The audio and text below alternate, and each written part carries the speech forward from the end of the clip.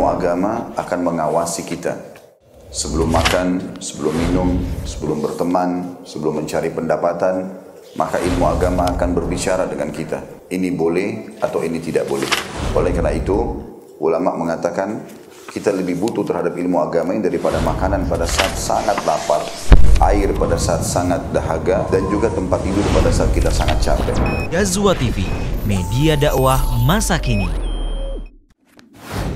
Ilmu agama akan mengawasi kita.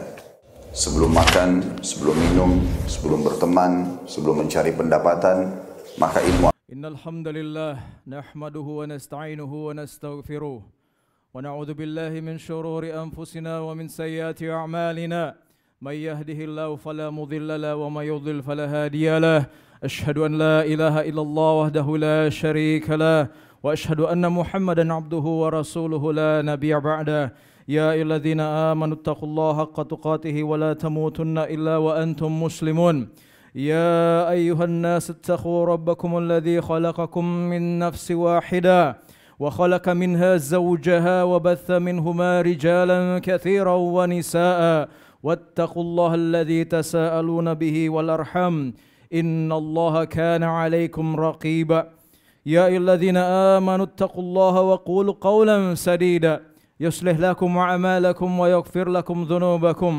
ومن يطع الله ورسوله فقد فاز فوزا عظيما أما بعد فإن أصدق الحديث كتاب الله وخير الهدي هدي محمد صلى الله عليه وسلم وشر الأمور محدثاتها فإن كل محدثة بدعة وكل بدعة ضلالة وكل ضلالة في النار. Saudara-saudaraku sekalian rahimani wa rahimakumullah, akan datang waktunya di mana satu hari yang lamanya 50.000 tahun, panjang, mencekam, dan penuh kengerian. Itulah hari ketika semua amalan diungkap, semua dusta dibongkar, dan semua manusia berdiri tanpa alas kaki, telanjang, dan tidak berkhitan. Jika hari ini kita masih bisa tersenyum, tertawa, dan merasa aman, maka sadarilah saudara-saudaraku sekalian, hari yang menakutkan itu akan datang. Hari ketika matahari didekatkan, manusia tenggelam dalam keringatnya sendiri, dan catatan dosa dibuka di hadapan seluruh makhluk. Itulah hari ketika neraka mengaum dengan kemarahan, malaikat menyeret para pendosa dengan rantai, dan Allah Subhanahu wa ta'ala menanyakan satu persatu amalan kita dengan sangat rinci sekali. Hari itu bukanlah dongeng, tapi janji Allah yang pasti terjadi. Janji Allah di mana manusia tidak bisa lagi bersembunyi karena semua rahasia akan dibuka. Allah Subhanahu wa ta'ala berfirman, yauma tublas sarair, hari di mana semua akan disingkap, semua amalan akan ditimbang, dan tidak ada satupun yang bisa menolong kecuali rahmat Allah Subhanahu wa ta'ala. Fama lahu min quwwati wala nasir. Itulah hari di mana manusia akan diliputi dengan kesulitan yang berlapis-lapis. Hari di mana kita akan mengemis untuk diberikan kemudahan, namun semuanya sudah terlambat karena kesempatan itu sudah lenyap. Allah Subhanahu wa ta'ala berfirman, walau tara idzal mujrimuna nakisu ru'usihim inda rabbihim Rabbana absarna wa sami'na farji'na na'mal salihan inna muqinun. Dan sekiranya kamu melihat ketika orang-orang yang berdosa itu menundukkan kepala-kepala mereka di hadapan Allah Subhanahu wa ta'ala sambil berkata, ya Allah, ya Rabb kami telah melihat, kami telah mendengar, kembalikanlah kami ke dunia. Niscaya kami akan mengerjakan amalan yang saleh, sesungguhnya kami adalah orang-orang yang yakin.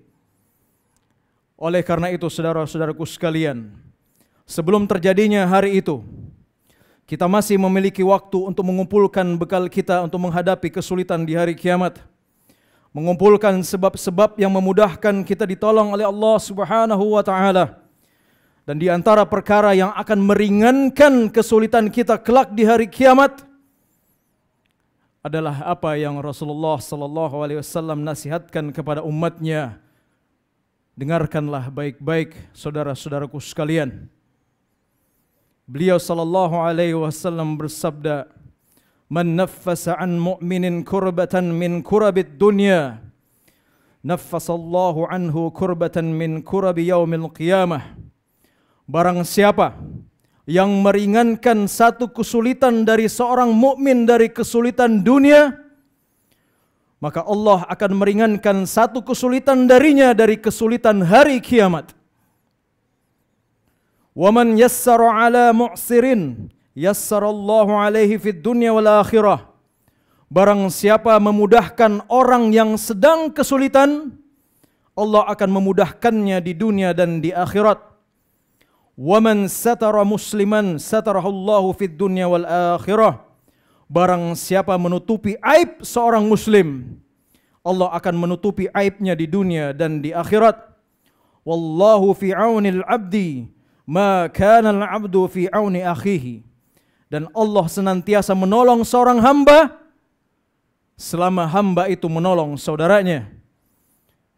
Ketika Nabi SAW mengatakan, man naffasa an mu'minin kurbatan min kurabid dunya, kesulitan yang dimaksud oleh Nabi SAW di sini adalah mereka yang sudah tertimpa kesulitan besar seperti musibah, duka berat, tekanan hidup yang luar biasa, sakit parah yang membuat tertekan, atau bahkan orang yang terkena fitnah atau kezaliman yang sangat menyakitkan.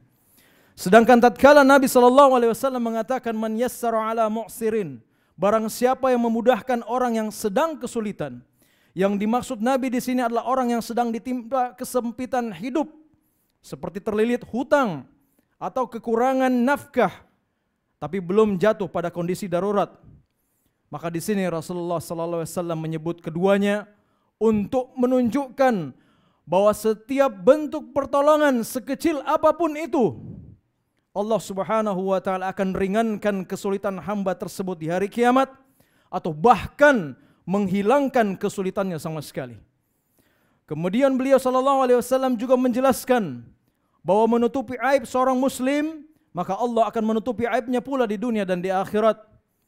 Seperti kita ketahui saudara-saudaraku sekalian, masing-masing dari kita mempunyai aib, di mana ini adalah salah satu perkara yang sangat sulit untuk kita menjaganya, untuk menutupinya. Karena tatkala Allah Subhanahu wa taala membuka aib kita, kita bisa kehilangan segalanya. Dan menutupi aib saudara-saudara kita adalah termasuk perbuatan memudahkan kesulitan orang lain. Oleh karenanya saudara-saudaraku sekalian, janganlah pernah menganggap remeh sebuah amalan kecil yang mampu mengangkat kesulitan saudara kita.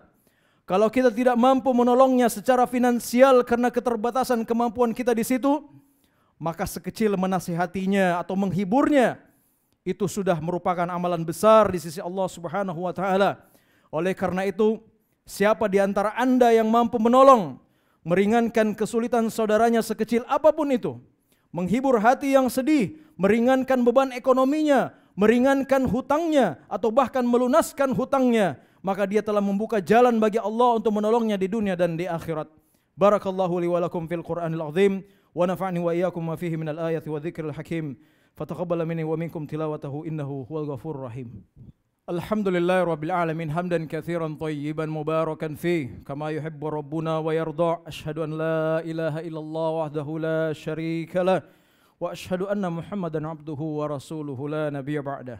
Saudara-saudaraku sekalian, di antara hikmah besar dari kejadian yang menimpa saudara-saudara kita di Gaza dan di Palestina adalah Allah Subhanahu wa taala ingin mengisyaratkan kepada kita bahwa kejadian di hari kiamat adalah kejadian yang sangat dahsyat, di mana tidak ada pertolongan selain pertolongan Allah, tidak ada naungan selain naungan Allah, dan setiap manusia akan berada dalam kesulitan dan kepayahan yang luar biasa.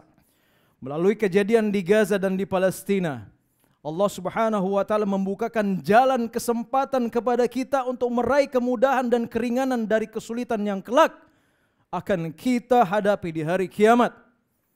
Nabi SAW bersabda, "Wallahu fi aunil abdi, ma kana al-abdu fi auni akhihi." Allah senantiasa menolong seorang hamba selama hamba itu menolong saudaranya. Kita tidak perlu menunggu menjadi orang kaya terlebih dahulu baru bisa membantu. Selama kita punya hati yang peduli, kita pasti bisa menolong. walau hanya dengan tenaga atau doa. Ingatlah, bisa jadi nanti kita akan mengalami masa-masa sulit. Ingatlah, roda dunia ini berputar, tidak selamanya kita berada di atas. Maka mulai sekarang, tanamlah amal kebaikan. Tolonglah orang yang mengalami kesusahan dan kesulitan. Bantu mereka yang sedang jatuh, hibur mereka yang sedang sedih. Kita tidak tahu, bisa jadi itu sebab Allah Subhanahu wa taala akan mudahkan hidup kita di dunia dan di akhirat. Innallaha wa malaikatahu yusalluna 'alan nabi ya ayyuhalladzina amanu sallu 'alaihi wa sallimu taslima. Allahumma salli ala Muhammad wa ala ali Muhammad kama sallaita ala Ibrahim wa ala ali Ibrahim innaka Hamidun Majid. Allahumma ighfir lil muslimina wal muslimat wal mu'minina wal mu'minat al-ahya'i minhum wal amwat innaka as-sami'un qaribun mujibu da'wa wa yaqadi al-hajat. Allahumma ansur Islam wal muslimina fi kulli makan. Allahumma ansur Islam wal muslimina fi kulli makan. Allahumma ansur Islam wal muslimina fi kulli makan. Allahumma ja'alna minal ladzina yuhibbuna an naf'a lin-nas wa yahtammuna bi su'uni ikhwanihim wa la taj'alna mimman ya'ishu li nafsihi faqat warzuqna fursatan li taqdimi al-auni waj'al dhalika fi mizani hasanatina yaumal qiyamah. Ya Allah, jadikanlah kami termasuk orang-orang yang mencintai, memberi manfaat kepada manusia dan peduli terhadap urusan saudara-saudara kami. Janganlah Engkau jadikan kami termasuk orang yang hanya hidup untuk dirinya sendiri. Karuniakanlah kepada kami kesempatan untuk memberi pertolongan dan jadikanlah hal itu sebagai pemberat timbangan amal kebaikan kami pada hari kiamat. Rabbana atina fid dunya hasanah wa fil akhirati hasanah wa qina adzaban nar. Ibadallah, innallaha ya'murukum bil adli wal ihsan wa ita'i dzil qurba wa yanha 'anil fahsya'i wal munkari wal baghi ya'idukum la'allakum tadhakkarun. Fadhkurullaha al-'azim yadhkurkum washkuruhu 'ala ni'mati yazidkum wa la dzikrullahil akbar wallahu ya'lamu ma tasna'un.